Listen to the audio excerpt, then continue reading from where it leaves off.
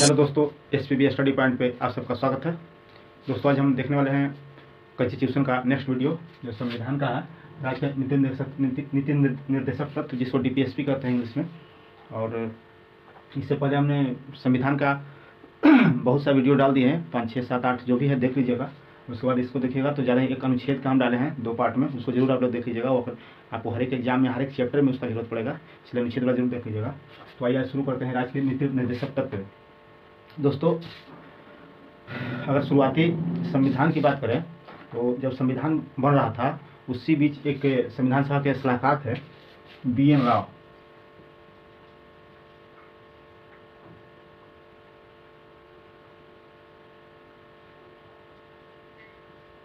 BN Rao इन्हें संविधान सभा का सलाहकार नियुक्त किया गया था और इन्होंने यह सलाह दिया था कि संविधान में 2 तरह का मौलिक अधिकार होना चाहिए। एक मौलिक अधिकार ऐसा होना चाहिए जो न्यायालय में परिवर्तनीय हो, न्यायालय में उसको चुनौती दिया जा सकता है।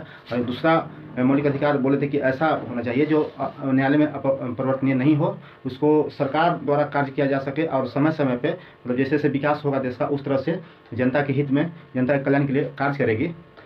तो उसको मौलिक अधिकार 2 के नाम से, मगर ऐसा कुछ नहीं हुआ।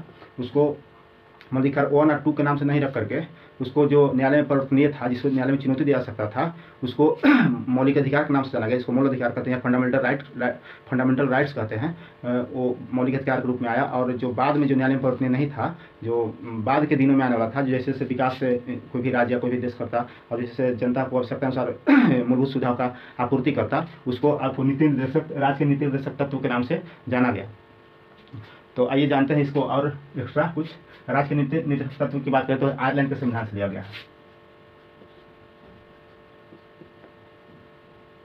यह हमारे संविधान में आयरलैंड के संविधान से ग्रहण किया गया है। क्वेश्चन आपको पूछेगा कि आपका हर एक एग्जाम में पूछ देता है कि संविधान में जो वर्णित है राज्य के नीति निर्देशक तत्व जो भाग 4 अनुच्छेद 36 से 51 तक जो वर्णित है वो किस देश से ग्रहण किया गया है। तो आयरलैंड आंसर इसका होगा, आयरलैंड दीजिएगा। यह आयरलैंड से लिया गया है। और कुछ में एक्स्ट्रा कुछ फैक्ट की बात करें तो आप जानते हैं कि इसका मूल उद्देश्य, एक मिनट दोस्तों, हाँ ठीक है, इसका मूल उद्देश्य लोक कल्याणकारी राज्य को, इसका अगर उद्देश्य की बात करें तो राज्य के नीति निर्देशक तत्व का उद्देश्य क्या है। तो राज्य के नीति निर्देशक तत्व का मूल उद्देश्य है लोक कल्याणकारी राज्य की स्थापना करना, लोक कल्याणकारी राज्य की स्थापना करना। और इसमें 2 तरह के लोकतंत्र की बात की गई है। अगर इसको आगे हम लोग फिर देखेंगे कि किस तरह से अनुच्छेद बाई क्या विवरण दिया गया है। इसको अभी एक्स्ट्रा देख लेते हैं एक पॉइंट को कि इसमें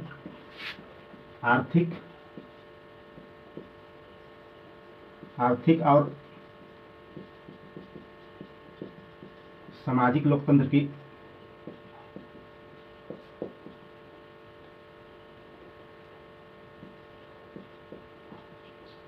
इसमें आर्थिक और सामाजिक लोकतंत्र की व्यवस्था की गई है या प्रावधान किया गया है राज्य के नीति निर्देशक तत्व में, जो डीपीएसपी इंग्लिश में उसको बोलेंगे शॉर्ट नेम में।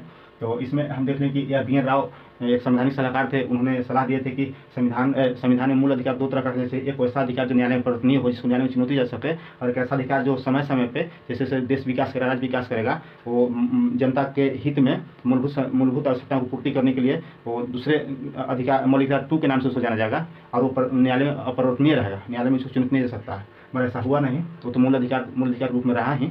जो संविधान में जब प्रारंभ संविधान में मूल अधिकार की बात किया जाए तो 7 था, और फिर 40वां संविधान 1978 द्वारा संपत्ति को हटा करके वर्तमान में अगर देखा जाए तो मूल अधिकार में टोटल मूल अधिकार भी टोटल 6 हैं। तो आइए हम डिटेल को नहीं जाएंगे क्योंकि चैप्टर है हम लोग का आज राज्य के नीति निर्देशक तत्व। तो इसमें देखिए कि राज्य के नीति निर्देशक तत्व आयरलैंड के संविधान से लिया गया है। इसमें राज्य नीति तत्व का मूल उद्देश्य कहे तो यह मुख्य उद्देश्य लोक कल्याणकारी राज्य की स्थापना करना है। इसमें आर्थिक और सामाजिक लोकतंत्र की बात की गई है। आइए कुछ आप देख सकते हैं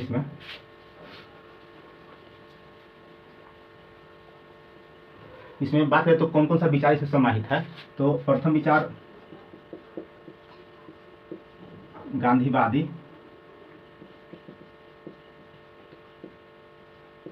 समाजवादी और एक आपका उदारवादी।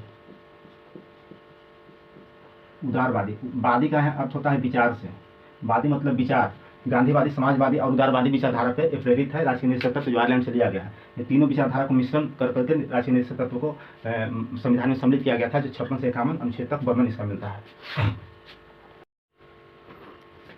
तो आइए हम इसको अनुच्छेद वाइज टेबल फॉर्म देख लेते हैं। तो आपको 36, 37, 38, 39, 40 से क, तो हम पहले देखते हैं 36 में। तो 36 में राज्य की नीतिशक तत्व के बारे में साफा कहा गया है कि राज्य की नीतिशक तत्व है जो इसको राज्य की परिभाषा 36 अनुच्छेद 36 में राज्य की परिभाषा, राज्य की परिभाषा की राज्य किस तरह होना चाहिए कि सबसे न्यायपूर्वक सभी पब्लिक को मतलब संसाधन उचित ढंग से उपलब्ध करा पाएगा, इसलिए इसमें राज्य की परिभाषा के बारे में कहा गया है। 36 में राज्य की परिभाषा क्वेश्चन आ जाए आपको एग्जाम में, इनसे 36 तो राज्य की परिभाषा।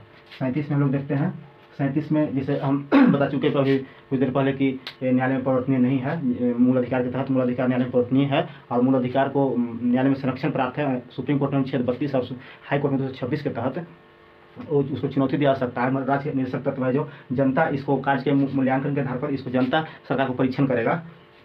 तो 36 में कहा गया है यह न्यायालय में परिवर्तनीय नहीं है, यह न्यायालय में परिवर्तनीय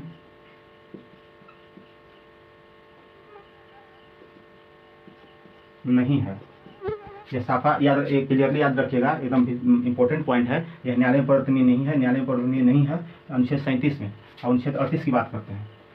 अनुच्छेद 38 में कहा गया है कि इससे पहले मैं बता चुके कि दो तरह का लोकतंत्र था, एक सामाजिक लोकतंत्र, एक आर्थिक लोकतंत्र। इसमें 3 तरह के न्याय की बात की गई है नीति निरीक्षक तत्व में। आपको क्वेश्चन पूछेगा एग्जाम में कि राज्य के नीति निरीक्षक तत्व में कितने तरह के न्याय की चर्चा की गई है, तो आप 3 तरह के बता सकते हैं, सामाजिक,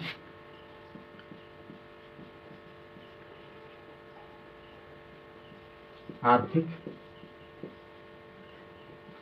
एवं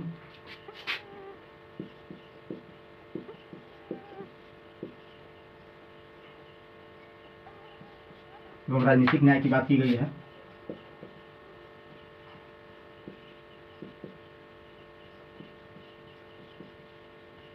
है। तो आपने यहाँ 3 अनुच्छेद देखें, 36, 37, 38। 36 में कहा गया राज्य की परिभाषा 36 में बताया गया है। 37 में यह न्यायालय में परिवर्तनीय नहीं है मूल अधिकार के तहत, चूँकि सरकार के कार्य के जो कर्तव्य जनता पर जो कर्तव्य है, जो उनका कर्तव्य निर्वहन करना है, उसके हिसाब से जनता इसको वोट के हिसाब से जवाब देगा, इसलिए न्यायालय में परिवर्तनीय नहीं है।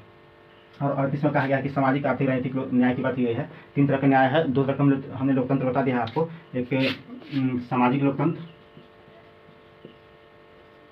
सामाजिक और आर्थिक लोकतंत्र हम पीछे बता दिए हैं, इसको याद रखिएगा। सामाजिक और आर्थिक लोकतंत्र न्याय है, सामाजिक, आर्थिक, राजनीतिक न्याय 2 तरह का लोकतंत्र है और 3 तरह का न्याय है। आइए हम लोग आगे देखते हैं। 39 में कहा गया है कि संसाधनों का उचित वितरण, संसाधनों का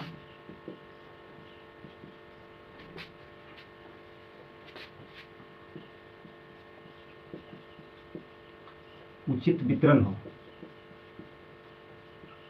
ऐसा ना हो कि किसी व्यक्ति के पास बहुत ज़्यादा धन हो जाए, कि बहुत ज़्यादा उनको संसाधन मिल जाए, सरकार की तरफ से बहुत लाभ मिल जाए, और एक दूसरे आदमी के पास कुछ नहीं पहुँचे, नाम मात्रा में पहुँचे। तो इसको संसाधनों का उचित वितरण करने के लिए बोला गया है इसमें, कि संसाधन किस प्रकार वितरण हो कि सभी लोगों को समान रूप से प्राप्त हो, चाहे गरीब हो, अमीर हो, चाहे किसी भी समाज, किसी भी जाति का हो, सभी को समान संसाधन जो है राज्य के अधीन जो भी राज्य अधिकार में है संसाधन, उसको समान रूप से वितरण किया जाना चाहिए। और इसी में एक बात कहा गया कि समान कार्य के लिए समान वेतन, समान काम या कार्य के लिए समान वेतन की चर्चा अनुच्छेद 39 में किया गया है। समान कार्य के लिए समान वेतन और संसाधनों का उचित विकास, समान कार्य के लिए समान वेतन और संसाधनों का उचित वितरण अनुच्छेद 39 में कहा गया है। आइए अनुच्छेद 39 से कम में देखते हैं। इसमें कहा गया है कि समान अवसर पर समान न्याय, समान अवसर पर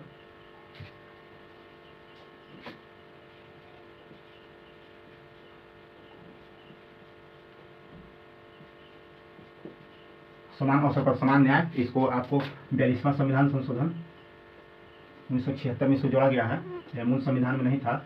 इसको 42वां संविधान संशोधन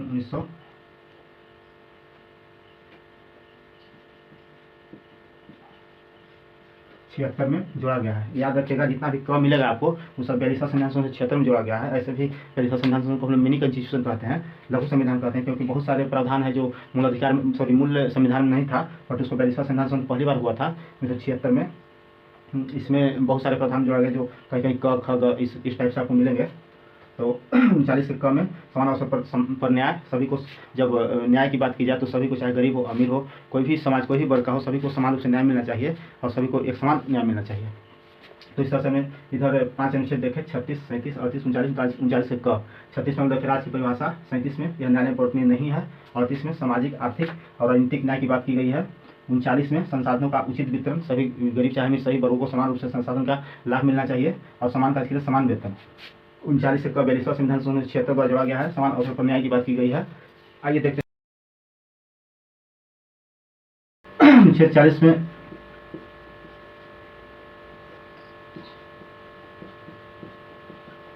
ग्राम पंचायत, या इसको सीधा लिख सकते हैं सिर्फ पंचायत। अनुच्छेद 40 में पंचायत की बात कही गई है। पंचायत में जैसे ग्राम पंचायत होता है, ग्राम पंचायत किस तरह से ग्रामीण लोग राजनीतिक भागीदारी लेते हैं इस देश के लोकतांत्रिक देश में। तो 40 में पंचायत, इसको आपने अनुसूची के दौरान हमने पढ़ाया था कि 11वीं अनुसूची 73वां संविधान संशोधन 1992 या कहीं 93 आपको दिखेगा, इसलिए आप 92-93 में लिख सकते हैं। तो 11वीं अनुसूची 73वां संविधान द्वारा इसको संवैधानिक दर्जा दिया गया और सभी राज्यों को अनिवार्य कर दिया गया। तो आप आज भी देखेंगे अधिकतर राज्यों में इसका मतलब संचालन हो रहा है ग्राम पंचायत का, और कुछ में अभी नहीं है, बस नाम मात्रा में बचा हुआ है। तो इसको ग्राम पंचायत 40 अनुच्छेद 40 में पंचायत, जो ग्राम पंचायत होता है 11वीं अनुसूची में वर्णित है, 73वां संविधान 93 द्वारा जोड़ा गया था। 41 में जब ग्राम पंचायत का गठन हो गया तो अब जो वहाँ मतलब जो ग्रामीण है, जो जनता है, उनको तो काम भी चाहिए। तो कुछ दशा में काम पाना,